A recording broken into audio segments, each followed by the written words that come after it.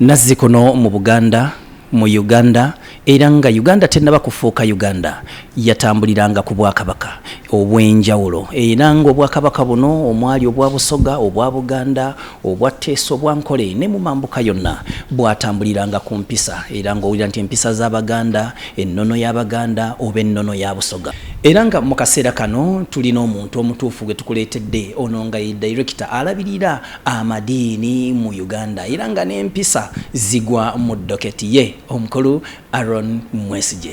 Tata oli butereevu ku BTM TV ekigenda mu maaso mu ggwanga Uganda music yafuuse music emizannyo gifuuse emizannyo buli kimu kirabika nga kigenda kisereba ensonga eno mu kitongole ky'okulira eky'okubanga gwe oluŋŋamya olina okukulembera amadiini okyogerako ki? Sebo webale nnyo omukulu Israel.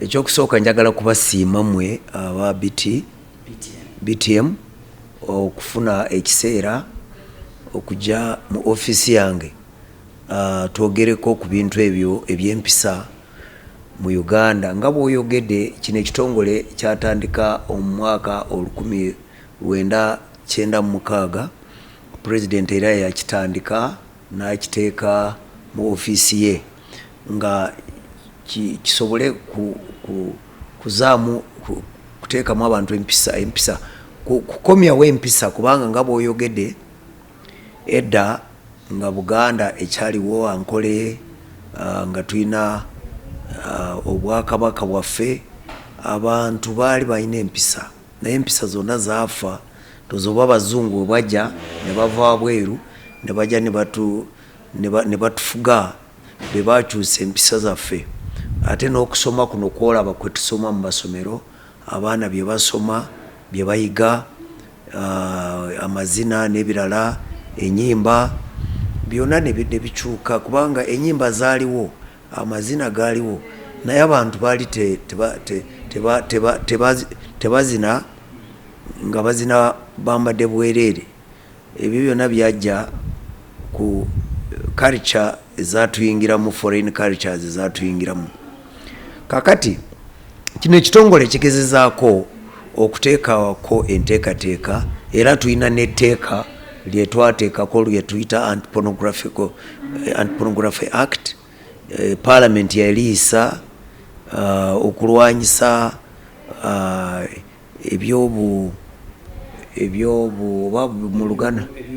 ebyobusegu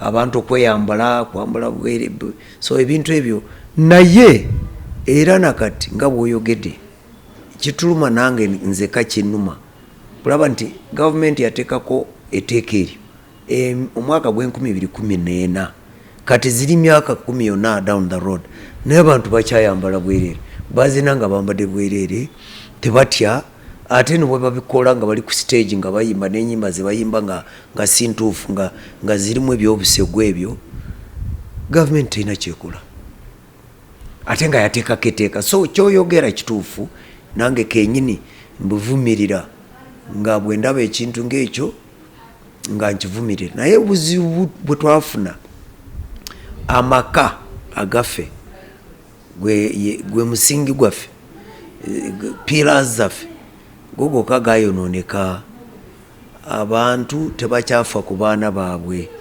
abaana bakula ne bakulira mu masomero nga bava mu maka nga bava mu bazadde bava mu masomero ne bakomawo nga kati bali mu luwumula tebamanyi gye basula tebamanyi gye basiiba bo bagula mmere ne bagirekaawo ne baleeta abafumba ne babafumbira abalala bazadde balinga beyinza kuyita IDPS oba IDPS ogitegeera Israel IDPS eri mu north nga kone akyalwana bali bayita internally displaced persons nkambi naye kakati mu bazadde nze njiyita internally displaced parents waliwo abazadde bali internally displaced kubanga tebamanya baana ebibafuga tebamanyi even nebibalya noboba nga obagulira mmere byebalya eno junk food gyolaba eventually neva mu za pressure za sukali ng'abaana bakyali bato ne balwala na cancer lifestyle kati lifestyle eno gyolaba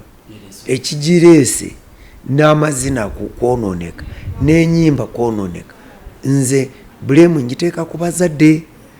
Abazadde baava mu mirimu gyabwe okulabirira abaana baabwe kuva mu maka, kubanga foundation eva mu maka gaffe. Omuntu n'akulira nyinza kukyogera mu luzungu kubanga Abaganda omanyi Abaganda mwana mugimu ava ku ngozi. Abaganda manyi bategeera luzungu bangi. Ennaku zino mugaye manyi Uganda bagineminga kuva ku Buganda oba tokitegeera. Bajjako leeta B nebeera Uganda. Kakati nze kyeŋŋamba singa tutandikira ku baana baffe era ekyo singa eno Anti-Pornography Act etandikira mu maka netugigiriza netugitranslatinga mu ndimi mu Luganda, mu Luteso, mu Lunyankole, mu Lukiga, kati abantu ne batandika kulabirira abaana baabwe kutandikira mu maka. Bagenda mu nasale ne babalabirira, bagenda mu primary. Tujja kuzimba eggwanga erinaaba nga liri immorality or corruption free. Kakati Reverend Canon, tutunuulira eddembe mu ggwanga Uganda. Tugambe nti eddembe erisukkiridde nalyo lyonoonye ate nga gavumenti yalireeta buli omu ali eyagaliremu nti buli omu akola ekyayagala, lyonoonye likontributinze kinene nnyo ku mpisa. Ekyo nkigamba nti yes and no. Siyinza kukikiriza nti eddembe lyerireese ebizibu. Wabula gavumenti bwe yateekako article 29 mu constitution tiwabeerewo eddembe kukola buli muntu yonna ekyayagala, freedom of expression, freedom of worship. Teyateekako enkola bw'oba ng'okola freedom eyo ng'ogi exercisinga eddembe eryo, teyateekako nkola how it should be exercised. In fact kyoyogedde ekyo kintu kikulu nnyo, njagala abantu bakitegeere. Gavumenti yatuwa eddembe naye teyateekako, tebatuwa nkola.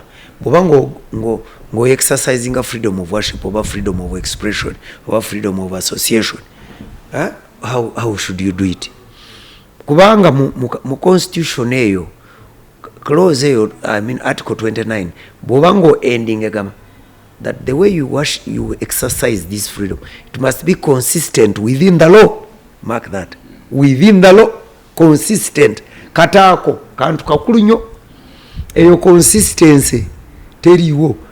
In other words, consistency within the law means that bw'oba ng'oexercising eddembe eyo, you must exercise it within the law. Waliwo ebikufuga. Tulinamu ne social media. Naye buli omu yeetisse media nti ye contributiza kinene nnyo ku bwononefu bw'empisa etya. Media eri supposed okuwa abantu okuyigiriza actually omugaso gwa media mu Uganda oba mu nsi yonna, kuyigiriza abantu information, otegeera nga bababuulira ekituufu. Naye media abantu bwe babasomesa, black bagiyita white, red ne bagiyita brown, lwa nsonga bw'aba nga amanyi nti bw'agiyita brown abantu bajja kugula amawulire bagasome.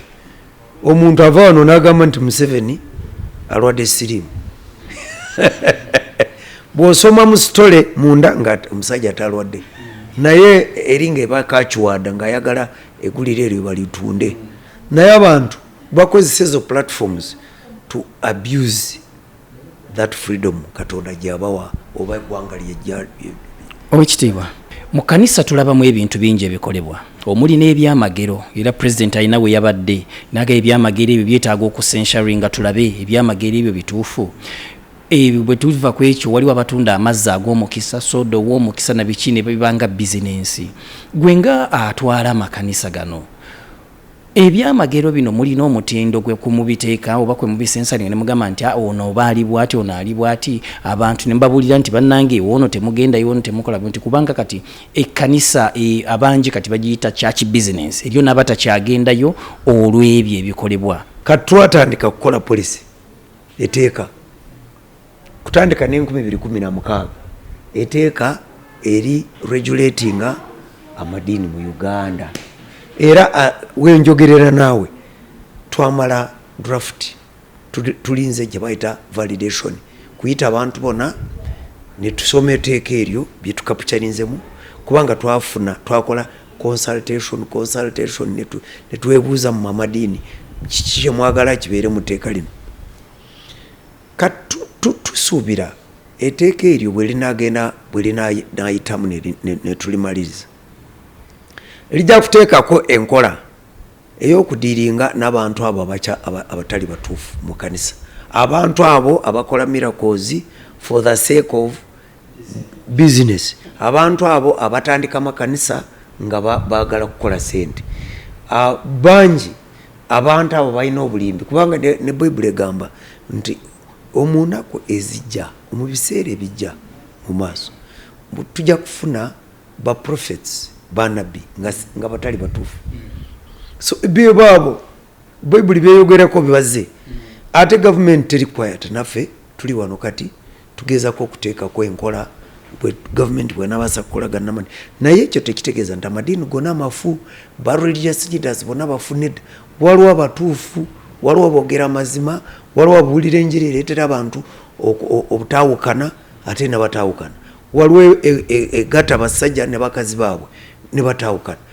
Ekanisa ekoze omulimu no singa teriiwo n'ensi eno teyandibadde nga bweri. Ekanisa ekoze omulimu egasa abasajja n'abakazi ne bagatwa mu bugato obufumbo obulungi ne babeera wamu ne bazaala baana ne babalabirira. Ekyo tekitegeeza nti bonna abafumbo batuufu, ekyo tekitegeeza nti bonna abatandisa amakanisa mulimu ababi, naye gavumenti is not quiet, is not silent.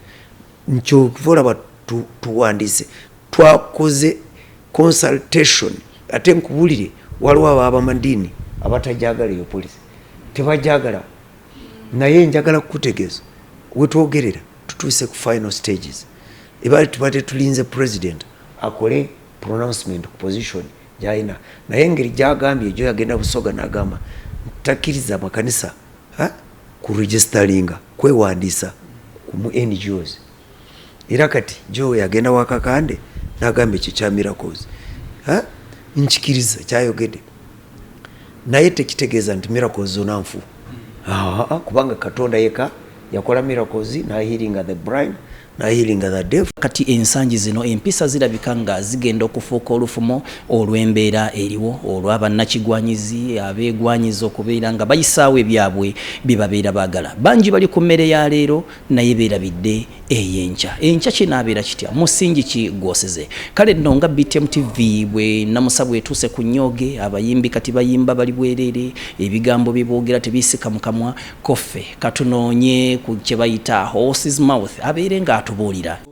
Office of the President, Directorate for Ethics and Integrity, okay? As you know, ethics operates